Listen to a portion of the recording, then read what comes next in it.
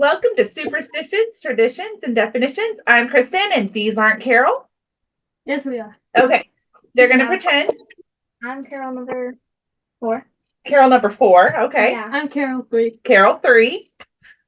And we've got Ray Bush with us. Thank you. It's good to be here. We are excited to have you. Ray has a YouTube channel called Lost Souls 801, which I have linked on ours, and hope everybody checks it out. We are going to talk about his stories.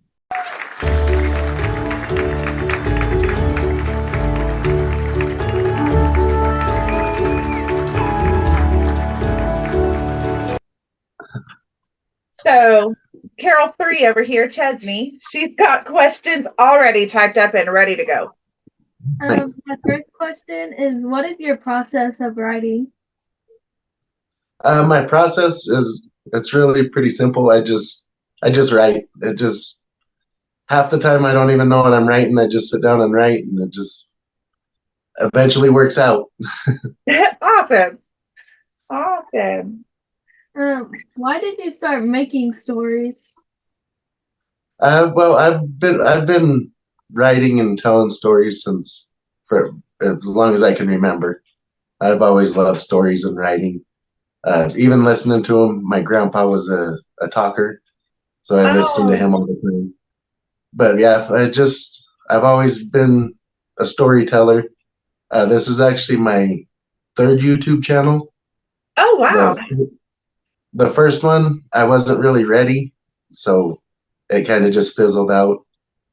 And then we started one at the end of last year, but somebody hacked it and put some bad stuff up, so my channel got taken down. And so this is the thing. Scary. Yeah, and I just kind of pull from stories that I've heard. Like another podcast I listen to is Myths and Legends, and I get some ideas from that. Just the kind of the same thing you do, the ancient beliefs and that kind of thing. That's my favorite story so far was Echoes from the Past. And I can hear the influence of folklore and myths and in that one. Yeah, that one was. You threw me for a loop with the end, which I don't want to give it away, but that is not at all what I was expecting. I expected a fight, but did not expect it to end the way it did. So I try to keep everybody guessing. You did for sure. Kept me guessing with that one. That one's actually a pretty popular one with the people that have listened. It is my favorite, so I understand. And I think yours was Doppelganger was your favorite, wasn't it? Yeah. She loved that one. That's actually my favorite too, is Doppelganger. Oh, awesome. That one actually. My questions are, any of your stories from a personal experience? Somewhat. Any of the ones that I tell about the hospital, like Ghost Watchers and Nightmare Institution, which that one's going to go back up soon, Nightmare Institution. So that I actually worked in a hospital overnight shifts, and that's where all the hospital ideas came from, was walking around that scary place in the middle of the night by myself. I did that also. I was an ER tech working night shift. The hospitals are creepy places at night. They really are. And actually, one of the jobs I did, they moved the old McCady Hospital to a new one. And so part of my job was to go get all the old equipment out of the kitchen. And so I was in that empty hospital all by myself. And so that's part of where that stuff comes from too. Oh, yeah. That would, no, I wouldn't do it. But then other ones like Doppelganger, that one came from at least the start of it. I watch a lot of ghost hunting videos and stuff like that. And there was a guy he's in his house, and he hears his own voice calling him from the other room. And so that's kind of where that came from. And then I just ran with it. The whole folklore around doppelgangers fascinates me. That's part of it too. Is that they talked about it on Myths and Legends, the Uh-huh. doppelgangers, Yeah, they and say all of us have one, and there's a lot of ancient belief if you meet yours, it's a bad sign. It, doom is imminent. So that's what I was kind of going for because it's kind of become a cute thing on TV shows and stuff to have a doppelganger, but they're not sweet at all. no, they are like they're our evil twin, basically. Yeah. It kind of reminded me of the movie Us. It's a horror film on Netflix. Oh, did it? Nice. Well, I appreciate that. All right, you got one more? Yeah. What was the first story you ever wrote? The first story is actually that one's going to be coming out after I release Nightmare Institution, and that's the one that was kind of based off of me walking around that hospital by myself. Oh, awesome! So you got something to look forward to. So at the beginning is was hired to move everything out like I was, and as he's walking in with the people, they kind of morph into wraith type things. Oh, and drag him inside the hospital, and then he kind of passes out from fear. And when he wakes up, he's alone in the morgue. So that's where that one starts. I was never alone in the morgue, though. That sounds interesting. Ghost Hunters, or Ghost Watchers. That was a good episode, also story. Well, it was another one that I didn't expect to end the way it did. Well, I appreciate that. And they're all kind of linked together. So what I'm doing is so the first round it's called In a Book of Lost Souls. Mm-hmm. So that's the first round of stories. And then what I'm doing is like with Doppelganger, it's kind of combined from Bella and Hazel's Lock. Oh, okay. Good ones too. And then like a week without Bellis and Behind the Night goes to 2 days with Deimos. And so the first stories that become second stories and be longer, combined and stuff, until there's just one long series. I'm gonna go to one book and it's just gonna be a series. Oh, fantastic! That's exciting. So this is kind of the backstories of all the characters that are gonna be in my series. Awesome. Well, I look forward to it. I'm excited too. I love writing. I want to. I want to. Carol, she's a writer. She's got some books published, and that's her thing. She can sit down at a laptop and just start typing and have a 300-page book before I'm like, what letter did you press? What word was that?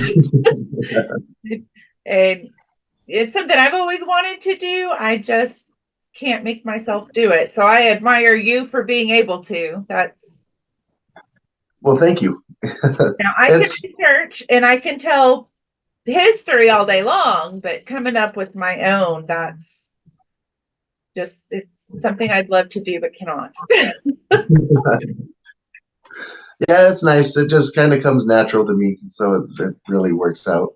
You can tell it's a natural thing. And I do all my own editing for my channel. That's what I was going to ask, because your stories impress me, but your shorts, the videography, it's impressive. Well, thank you. It's professional looking. I try. My plan is to make it where I don't have to work anymore. I can just write. You're well on your way, I'm sure. I hope so. I appreciate it. What do you do? You work hospitals? I actually work for a detail shop. Oh, awesome. Work at a hospital, but yeah. My car needs help. bring it in. We'll do it for you. All right, all right. We'll do the next interview on location. And they're actually, the people at my work are very supportive too, so that's nice. That's fantastic. Yeah, they're very. Let There Be Snow. That one was actually an idea from somebody that I worked with. Oh, awesome. They went. I was writing a Christmas story, and they kind of gave me the idea. So, and her name, I put her name in the story also. Oh, fantastic. But that when you hear the girl named Stacia, that's Uh-huh. that's the based on her. Awesome. That I think means more to me than anything is the people I know and I'm with every day are like, "You're amazing. I love this." And It's very nice to hear. Uh-huh. I think without that, a lot of times I would have maybe given up. Uh-huh. Yeah. It's not easy. It's not easy for sure. Right. What is your biggest challenge? Mine has been, so what I do is I write all my stories on paper, and then I type them and I edit as I'm typing, and then I record it and I edit it as I'm reading it out loud, and then I edit the recording. So and I do that with usually about a 3,000 to 4,000 story every single week. So. Oh, wow. My biggest challenge was learning how to edit the recording, because as you can see at the start, I'm not great with technology. So No, I'm that was still yeah, you can tell that's been a challenge for me also, is learning how to tech. Just really the behind the scenes stuff, that's the hardest. Yeah. Still, it's impressive. Your shorts, the way you promote your upcoming episodes, like, is inspirational. Well, I appreciate that. A lot of those I do myself, but the really, really good ones, those are my son, my youngest. You're letting me down. I'm doing my own. Come on now. Sorry, I don't live with you, so. Oh, that's true.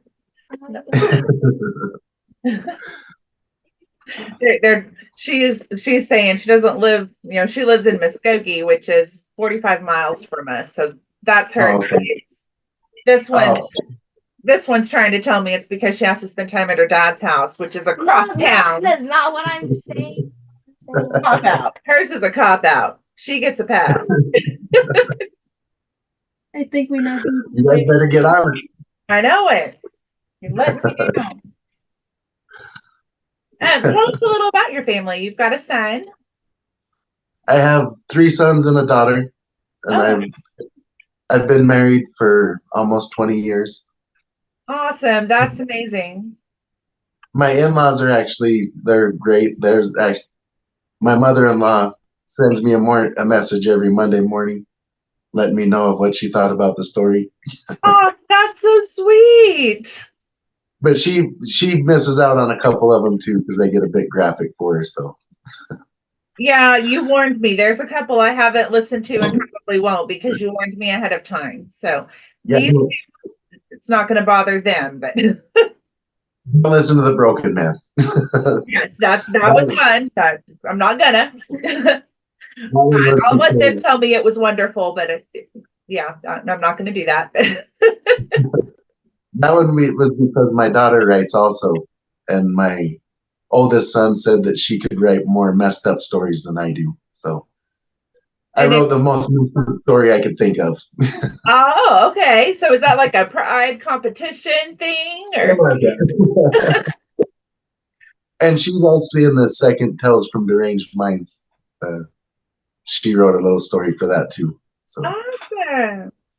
And she was the guest narrator on The Broken Man also. Okay. They do a lot of behind the scenes work for me. It's neat.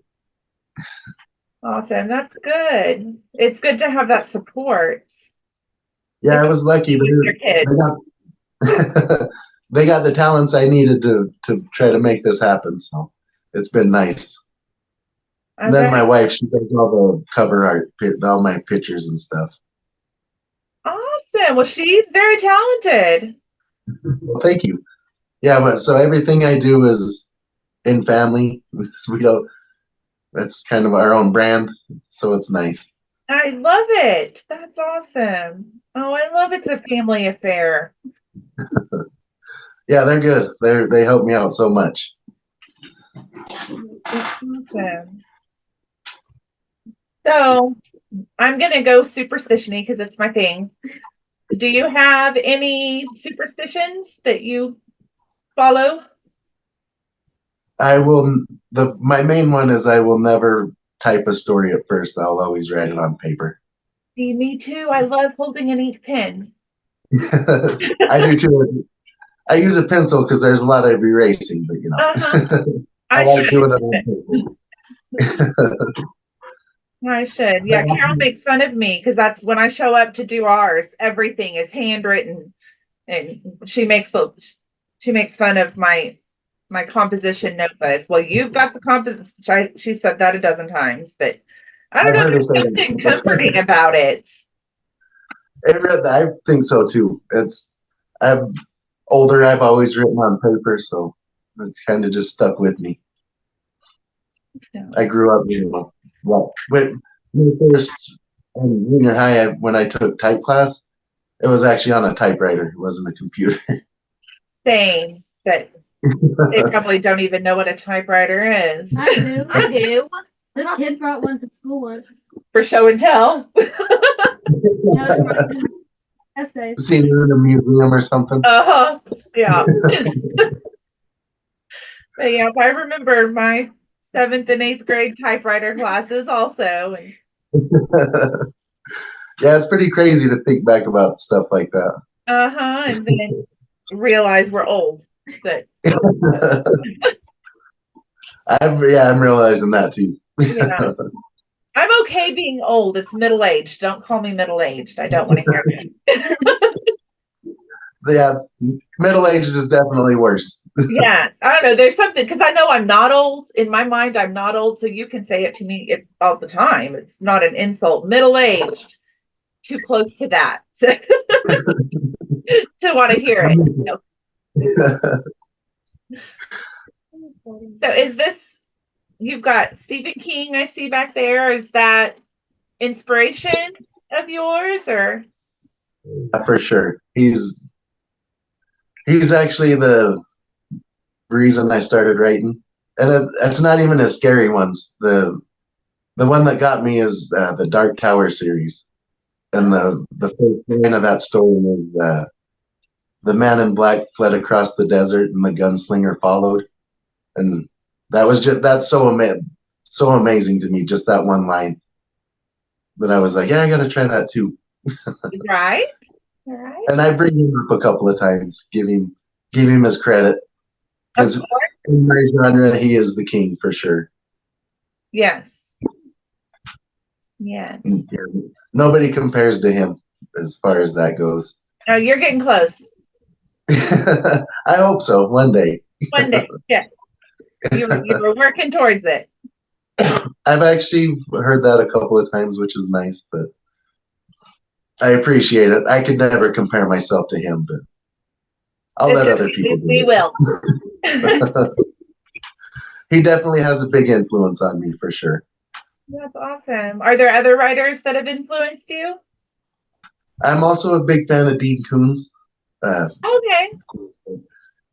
I feel bad for him a little bit because he just came out at the wrong time. So he's just always been right there with Stephen King, and I'm glad I don't have to compete with Stephen King like that. Right. But Dean Koontz, his Frankenstein series, I don't know if you've ever heard of that one. It's kind of it's modern day, and the monster and Frankenstein are still alive. And so they're kind of goes that way, and it's pretty cool. It's very yeah. That's my favorite from him. And then a lot of stories that I just listen to, like creepy pastas on YouTube and stuff like that. I don't know if you've ever heard of Mr. Ballin. but I listen to him a lot too. He's a YouTube channel, podcast. I think he started on TikTok, but yeah, I listen to him a lot too. But most of my influences are not really like big name authors or anything like that. I like myths and like that myths and legends. I like listening to the things that you do. That kind of stuff is things that people used to believe is very fascinating to me. I agree. That's what got me started was, there's a goddess living in a well and you have to offer her money to have clean water like that. And now we're making wishes and yeah. It's crazy. It really is. How long things can stick around. All of the things we do that never don't give thought to. It's blowing out birthday candles. That's been a thing since ancient times. Yeah. Centered around a goddess and making offerings, and it is fascinating. And I'm glad I have you to do the research for me. Anytime. I got you. It works out nice for me. Well, good. I'm glad to help. Yes. Do you have any like good luck charms you keep handy when you ride, or? I'm not really superstitious that way. Well, when it comes to riding, I'm a hockey fan, and I do it then. I have to have my special hat and everything. With writing, I just use the same notebook and the same pencil until it's dead, and then start a new pencil. But yeah, I just use the same notebook to write. I record in the same spot every time. Just little things like that. Okay. Well, they I'm not real superstitious, but I am a little bit. Yeah. Like I'll never walk under a ladder ever. I'm not superstitious either. I'm just fascinated. Yeah. I'm fascinated by the need for it. Yeah, I've never really thought about that before, but yeah. Like why? I mean, why can't you walk under a ladder? Why is the number 13? They were doing the best they could with the information they had at the time or their beliefs, and it's just fascinating to me. It really is. Just to think what they had to go through to come up with this stuff is. I know. Yeah. Watching for witches and all that evil stuff lurking. Like, how sad they were just scared all the time. Yeah, the Myths and Legends podcast, that one goes into a lot of that. It turns out a lot of them, it seems like, was to scare their kids from going anywhere. Right. Lots of those urban legends, which are fascinating also. Yeah. We grow up thinking it's real and come to find out it was somebody made it up somewhere to scare their kid. Yeah, that happened a lot in that, it seems like. Yeah. All right. I have a list of questions, so you feel free to tell me, be quiet. Oh, never. I could talk about it all day. Awesome. And you said Doppelganger was your favorite. It is, yes. Yeah. That one, actually the ones I've written with Hazel and Bella in them have turned out to be my favorite. I've never expected to even write about witches and that kind of thing. But they're very, very fun to write about. They are. Yeah, I love those stories also.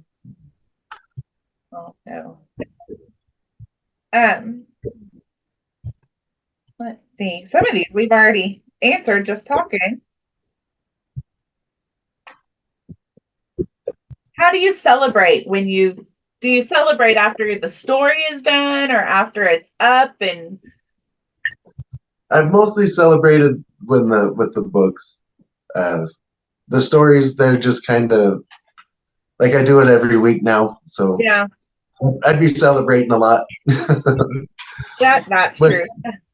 But so yeah, I mostly celebrate when when the books are finished. The Book of Lost Souls are the stories that are on YouTube. Mm-hmm. Just because I wanted to do it in more than one format because, I'm not a big fan of reading, but I can listen to stories all day. And I know some people don't like audiobooks. And That's me. I love audiobooks. Yeah, I can't just like sit down and like read 24/7. I can do that too, but I like audiobooks. They're easier, especially when I have to do my chores. That's how I feel when I listen to them when I'm at work. So same thing when I'm doing my chores. Awesome. And see, and I have the attention span of a flea and my mind wanders. I can't do audiobooks at all. I have tried so many times. I like your stories because they're short stories, so I don't have time to wander. But to listen to a 200-page book. That was part of my thought process too, is try to keep them, 15 to 25 minutes. Mm-hmm. It's a good length. Anything longer, I feel like you would lose people. Right. Certainly me. I mean, I can't speak for both because audiobooks are really popular right now. There aren't a lot of people who want to sit down and read. They'd rather listen. They just, for me in particular, I can't. I just can't. I would like to, but you're probably the same. Don't have a lot of time to sit down. I don't have a lot of time to sit down and read. Work a full-time job and do the creative things we're doing. There's not a lot of time. No, and so the audiobooks help me at work and stuff like that. Oh, that's great. That's awesome. I kind of your podcast at work a lot, or your stories. Yeah, there's actually a podcast coming too. Just fantastic. Yeah, when I find more time, I'm pretty stretched right now. Because we're putting out those Tales from the Deranged Minds. We're putting a lot of those out. We got another one coming probably on April Fool's. And then I'm hoping for Memorial Day. That one will be like a campfire story. Cool. So we're going to try to do them all themed. So yeah, kind of keep them that way. Like we did for the Dark Love edition, we all did love, relationship, Valentine's type stories. Mm-hmm. Awesome. And we've got the lunar eclipse coming up in April too. So that would be I didn't know about that. April 8th. Where are you from? I live in Utah. I'm born and raised in Utah. Okay. We're in Oklahoma. I don't know. I know we are kind of just outside the path for the total eclipse. We're actually going into Arkansas to see it. Oh, okay. So Arkansas, that path kind of curving in towards Texas is total lunar eclipse, April 8th. You should kidnap me with you. So. Well, yeah, I've been starting to do the holiday specials on YouTube too, so I'll have to do one for that. Yeah. Yes, lots of folklore about lunar eclipses also. So we're planning there's so much. Doing one also. Actually, I may have to with us. I may have to have you do the research for me. I got you. No worries. I've already started. Are you doing an episode for that? I am. We're going to Eureka Springs for the eclipse. And there is a wildcat sanctuary there that is doing a Cats of the Eclipse thing. So we're going to be inside the sanctuary during the eclipse. Oh, wow. Nice. We're going to do something. I don't know if it'll be an episode or if it'll be a live or what, but we're going to do something from there. Wow, that'll be great. I'm excited. Yeah, I'll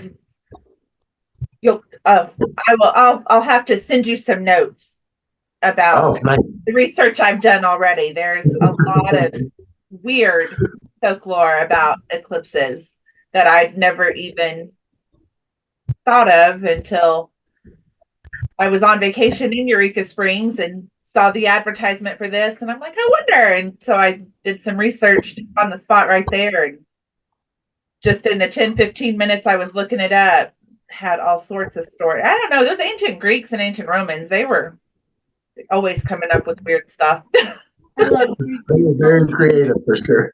They were very creative, very paranoid, I think. A paranoid bunch.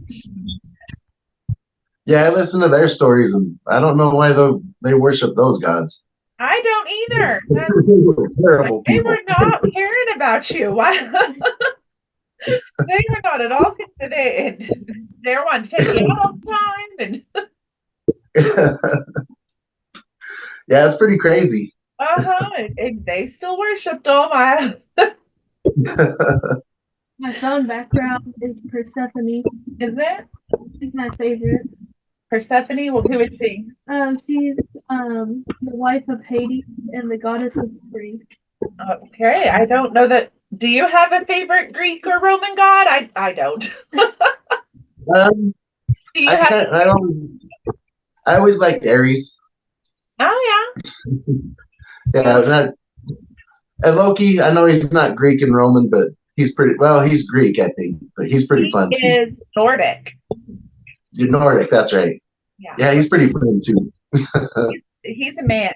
I mean, if I were to be one, that's who I'd want to be. It was Loki, the goddess of, or the god of mischief. It just sounds like you got to have a lot of fun. So He sounds like he has the most.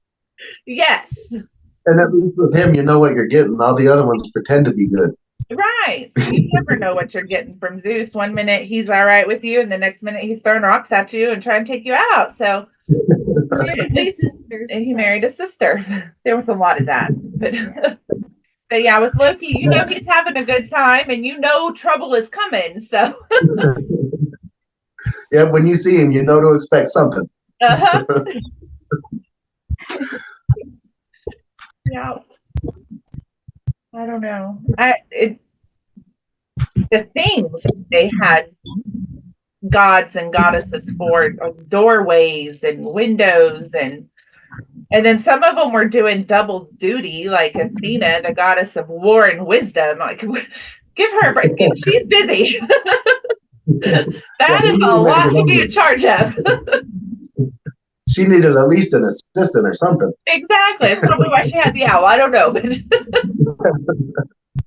definitely needed an assistant. She's the goddess. All right.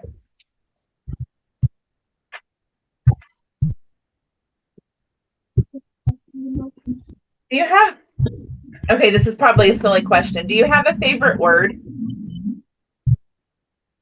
I really don't have a favorite. I actually use, like, it was a nightmare. I kind of use phrases more than words. Do you have a favorite phrase? Actually, my favorite phrase is when I tell people, when I write "zip your ass." That one. Okay.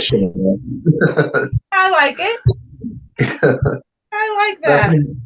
I kind of try to use the little things that I say in there, and like things that I heard my grandpa say a lot when I was a kid, my dad and my parents. Oh, I Try love to put phrases like that in there. I love that. Just keeping it family all the way around. Yeah, they're my parents and grandparents were a big influence on me. I spent a lot of time with them, so it was nice. That is nice. That is nice. And especially my grandpa was in World War II and stuff, and they went through the Great Depression, and it's just the stories they have are, it's kind of like folklore from just the early 1900s. Uh-huh. And it's very interesting. Oh, I love that. It's good to keep their memory alive too, and share with kids and pass down to future generations. Yeah. If you listen to Elwood, there's a lot of them in there. Oh, okay.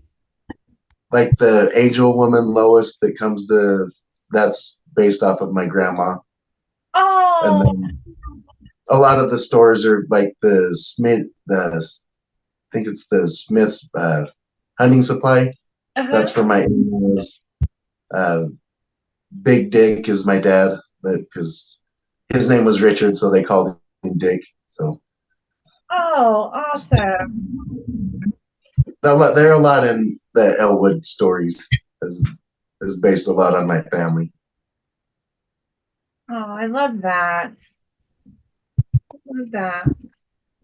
Have you ever surprised yourself with what you've come up with?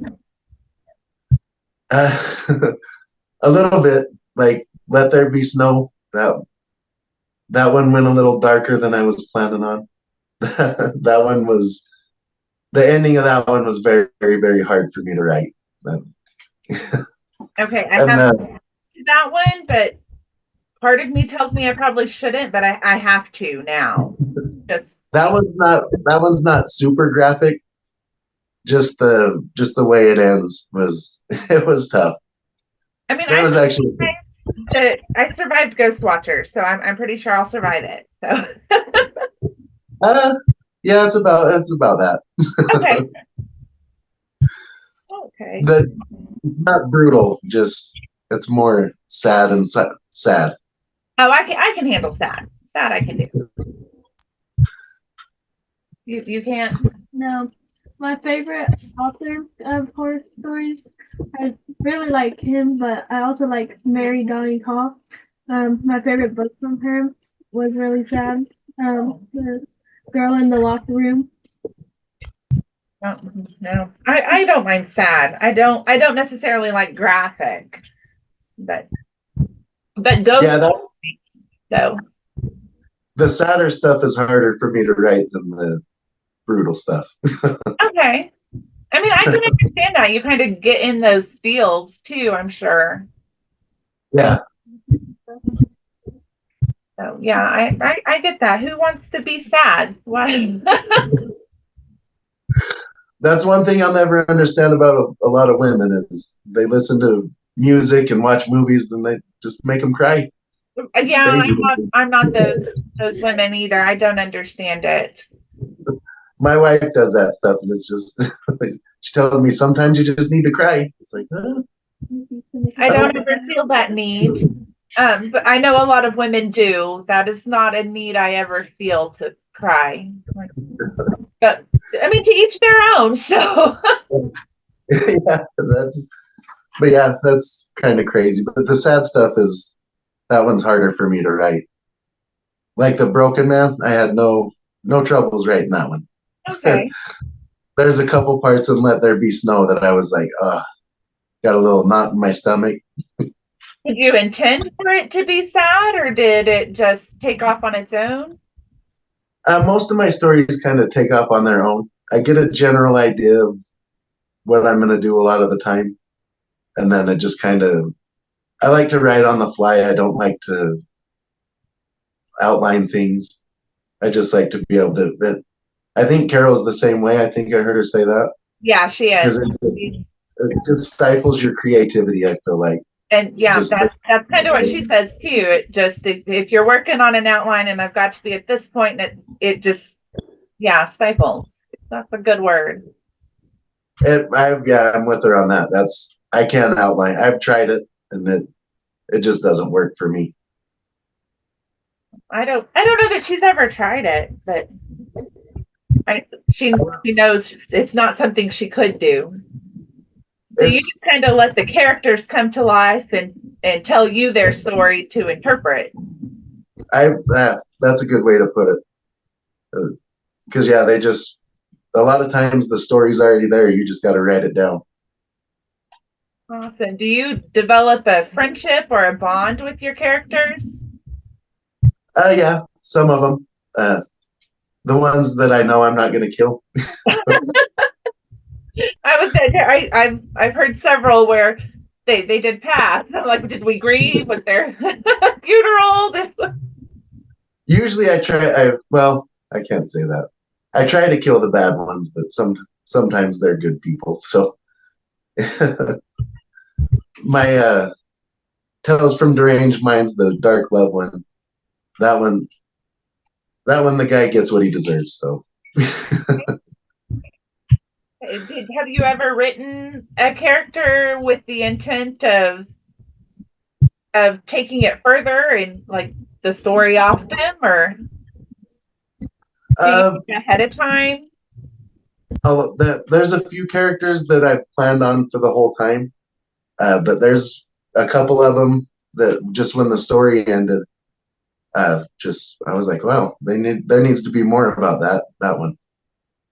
And like the message in the bottle from Hazel's Lock, when he's just walking through when they're just kind of offhand mention it that there was a bottle in there once. I never planned on writing anything about that ever again. And then my mother-in-law listened to it, and she said, "Well, now I want to know what happens with that bottle." And now you've got to. Mama said. I was at that bottle. I was never even gave it a second thought, and she brought it up, and I was like, "Oh, well, maybe that would be interesting." I agree with her. Let's make that. And now it's been in quite a few of them, so that's awesome. That's awesome. Oh, so many of my questions we answered. Just, do you ever feel like your creativity has just depleted? And luckily, no. Between my very first YouTube channel and I started about a year ago, and that one was probably 2 years ago. I got lazy, kind of. But yeah, lazy's the word. Just didn't want to do the work. But ever since I started this new one last year, it's just been easy. Everything's just flowing naturally and easy. So it's been pretty nice. That's great. And I got stories forever. If people want to keep listening, I got them all. Well, I know you've got 4 of us that are listening, so keep them coming. And luckily it's kind of natural for me, so it's nice. That is nice. That's great. Certain people are things, so yeah, just certain people are built for certain things, and I feel like this is what I was built for. I agree. You're very talented. And I do have to thank my older brothers a lot for that, for torturing me and scaring the hell out of me from a child. I was the oldest, so I got to do the torture, I guess. No, I'm the youngest of 4 boys, so yeah. Oh, I had to deal with some stuff. And yeah. I was kind of a scared little boy anyway, and they like to play into that for sure. Oh, well, I mean, on the plus side, they've aided in your creativity. They did.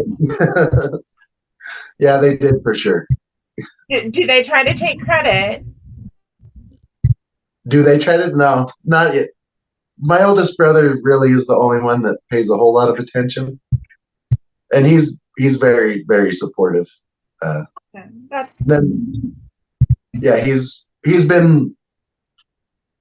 He's actually the first one that called me, compared me to Stephen King, and that was a long, long time ago when I was writing the story I was telling you about earlier, where he wakes up in the morgue. He read that one.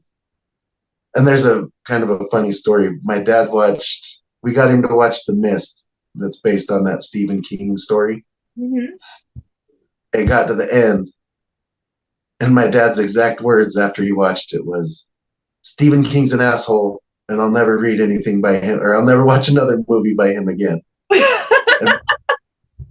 My oldest brother's, what he said to my dad was, "Have you ever read what your son writes?" Uh-oh. Unfortunately, he never did, but you know. Did he not? Were you not writing at that time, or? Not Well, a serious obviously thing. you were. Yeah, but it's always been more of a hobby. Most of the time, I have a lot of stories that nobody's ever written. Nobody's ever even knew that I wrote.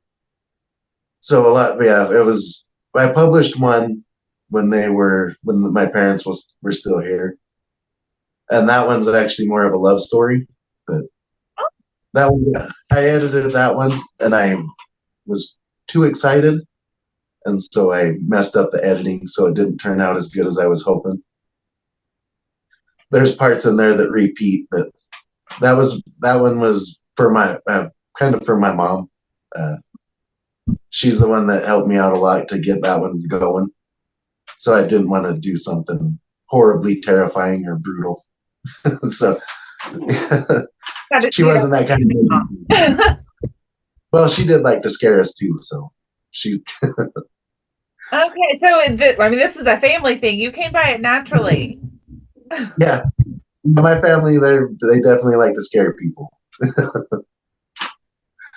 And then the things my dad, like, yeah, there's part of this in a story that my dad used to do to us so we wouldn't be scared. That just wound up scaring the hell out of me. Like he would make us. One of us would go downstairs, couldn't turn on any lights, and this was right after a scary movie.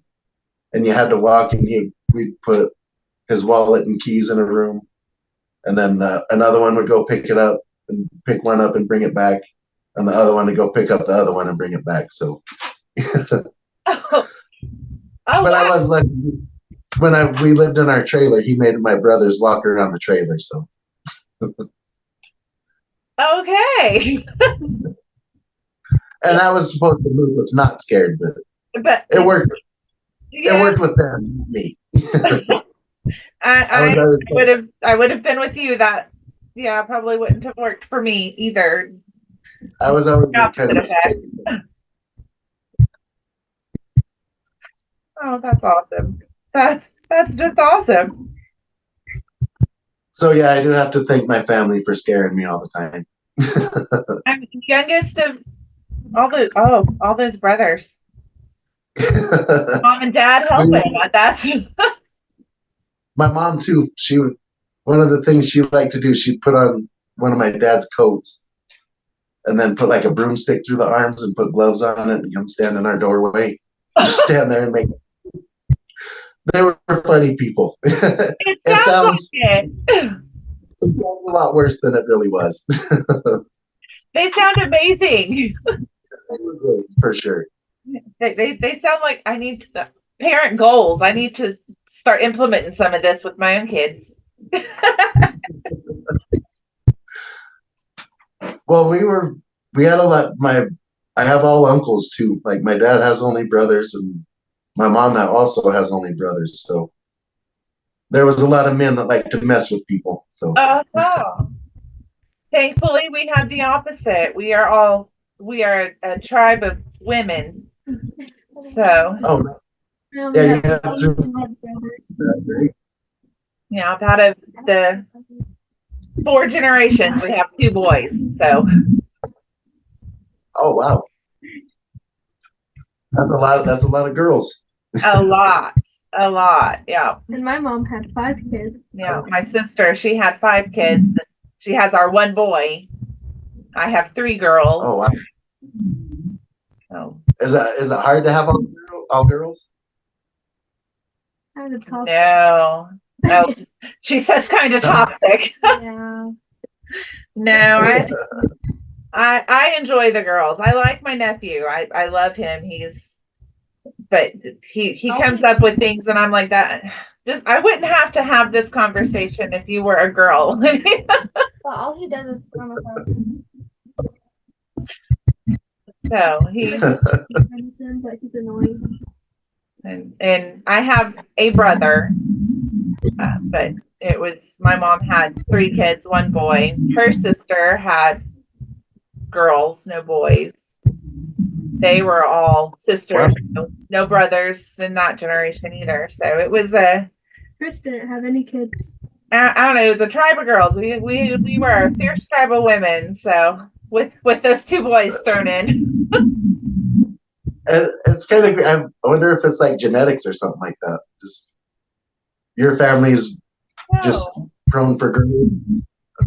And it's a possible. I've wondered that myself. I had 2 miscarriages. My grandmother had a miscarriage. And I've always wondered, I work with people with developmental disabilities. I'm a social worker. They have a sixth sense. Every single one of my 5 pregnancies, before I even thought I would go to work, and one of my folks would tell me, hey, Kristen, you got a baby in your belly. And I mean, it got to the point where that's what would prompt me to see if there was, take a pregnancy test or whatever. But either Dean or Tina, but they predicted and were right. And both of the 2 babies I miscarried, they swore up and down were boys. That there was a baby boy in my belly. And they were right with my 3 girls. Oh, wow. I've wondered if maybe there's something in our genetics that just don't mesh, maybe, but that's an interesting I like thought. that I was born on your due date. No. What was that? One of the babies I lost, my sister and I were pregnant together, and she was born on my baby's due date. She was 2 weeks early. Chesney was 2 weeks early and was born on my baby's due date. So it's kind of got it bonded. And I'm bonded with Grandma because he was my doctor. Yeah. Without being a doctor. Yeah, my mom delivered her at the hospital. Oh, wow. Girl power. Mm-hmm. She didn't have her nose. That's really cool. Yeah. My sister, when she went to have a baby, she was serious about it. She'd walk into the hospital in labor, and 15 minutes later, there was a baby. So, oh, wow. Yeah, there were. From what I've seen, there you look. So, yeah, labor doesn't look fun at all, for sure. Yeah. She got lucky. Yeah. Yeah. Could have been a baby. Anyway, her oldest sister was almost born in a toilet because she was in labor, telling the nurse, I feel like I need to go to the bathroom. They helped her to the bathroom, and she was having a baby. So yeah, she did birth great. It was fun.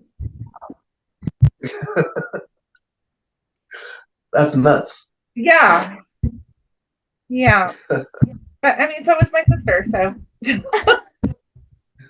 Well, you're the one who threw out her big toe. You did what to her big toe? Her mother passed away a couple of years ago, and we had her cremated. I have her ashes, and my sister and I had a very close relationship. She was schizophrenic, and I spent the last couple of years of her life after her diagnosis chasing that girl, like all over. She would just all of a sudden disappear, and I'd have to go hunt her down. And she really liked to take my stuff with her sometimes, and mascara primarily. She loved to steal my mascara. She didn't like to take it. And I would go into her house and be like, that came off my wall. I want it back. Like my pictures, my decor. So whenever I can't find something, if I lose something, I still blame her. And to get her back, I throw pieces of her ashes out in the yard and tell her to go find her big toes. Maybe that's why she hates your stuff. It's happened multiple times. Yeah. Oh. So yes, multiple times I have thrown chunks of her out in the yard. And Probably like, Ashley, get out of my house. Go find your taupe. And Probably animals eating my mother. I mean, obviously, you can tell we might not be the sanest of families. Absolutely not. So, it is what it is. Oh, I've been new. You guys are my kind of people for sure. Okay, fantastic.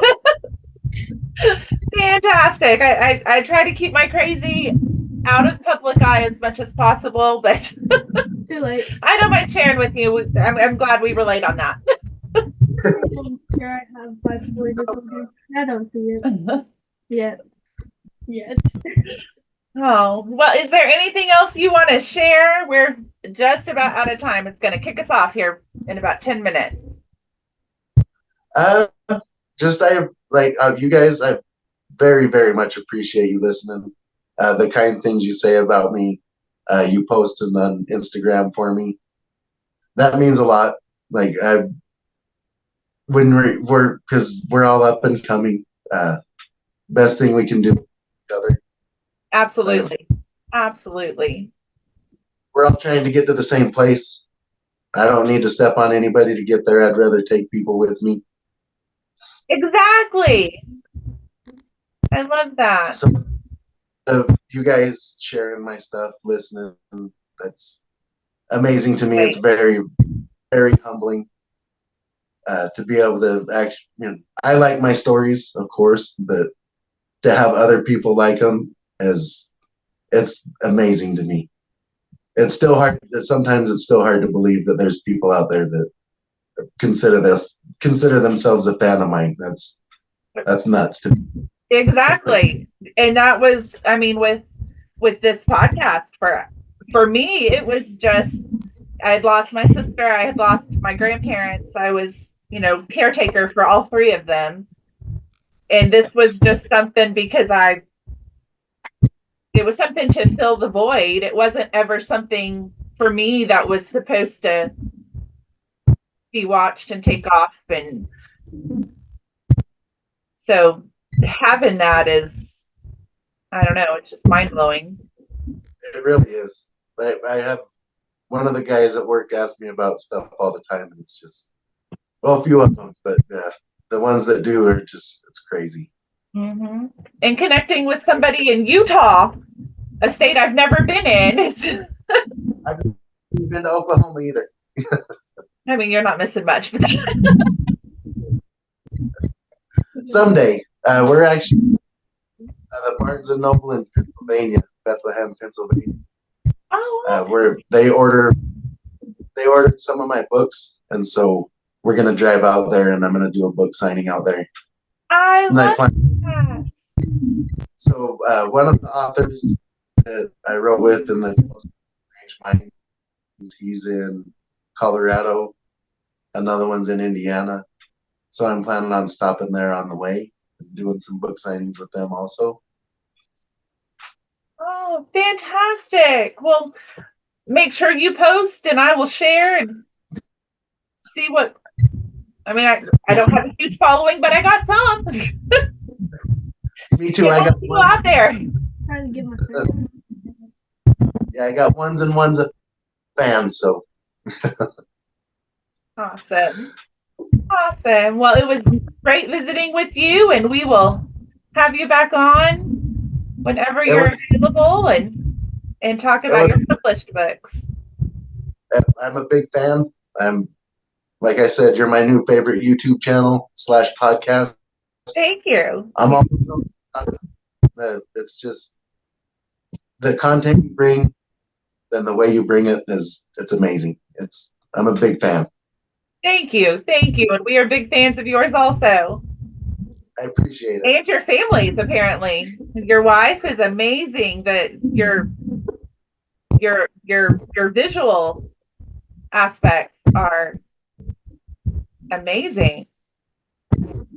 I really appreciate it. It's a lot of hard work, but hopefully it'll be worth it someday. Absolutely. Well, I can't say that.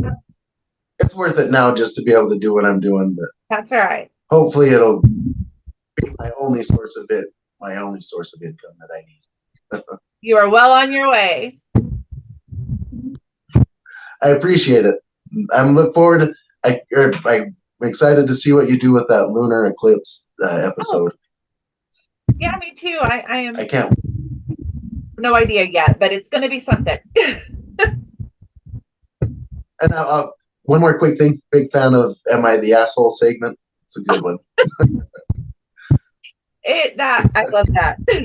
I have a blast with that. It's fun to listen to.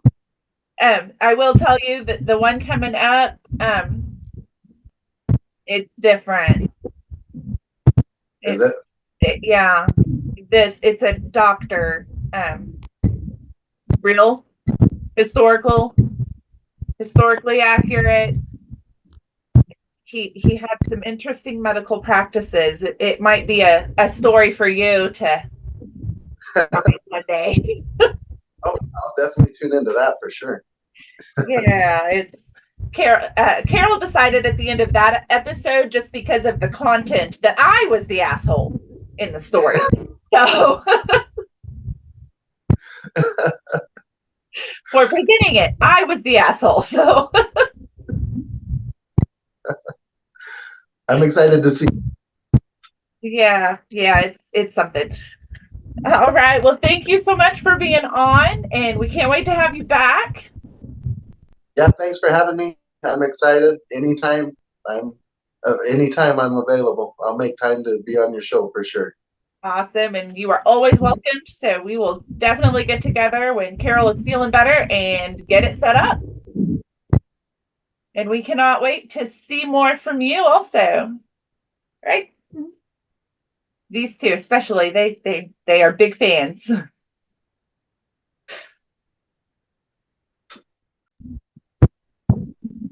Yep, we got the boots. So we will talk to you soon. Sounds good. I really appreciate it. Thank you. Thank you for being on. And can't wait to hear more from you. There's a lot more coming. Fantastic. All right. Thank you, Ray. Thank you. You guys have a good day. It was nice meeting all of you. It was nice to meet you in person or semi-person. Bye. Yeah, thank you again. Bye. Have a great day.